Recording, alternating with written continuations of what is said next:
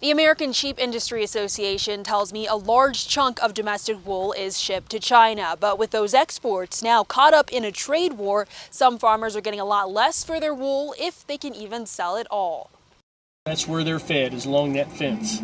So there's still a whole lot of lambs eating. Owner of family-run feedlot Mike Harper says taking care of at least 65,000 sheep is tougher than ever. I've seen this industry do nothing but shrink from the time I was a young boy. With wool producers already facing high input costs and narrow margins for making a profit, Harper says China's triple-digit retaliatory tariffs are only making matters worse. Losing $7 or $8 a head on your inventory is substantial in the price of your sheep skins. We still rely more heavily on the meat trade. That is the value for us.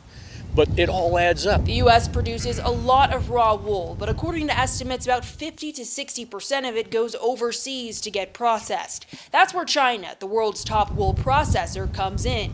Chinese producers use American wool to make things like yarn, fabric, or clothes, and often sell it back to us. We had sales that were set up this spring. If you didn't have the ships on the water, they were going to face the retaliatory tariffs. So I know we've had some containers that are not moving.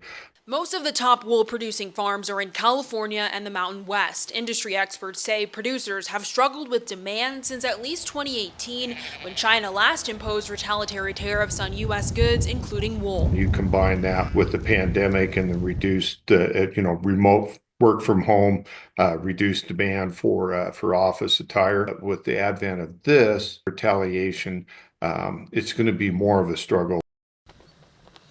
U.S. wool producers say they're looking to spur demand in other markets like Italy and Eastern Europe.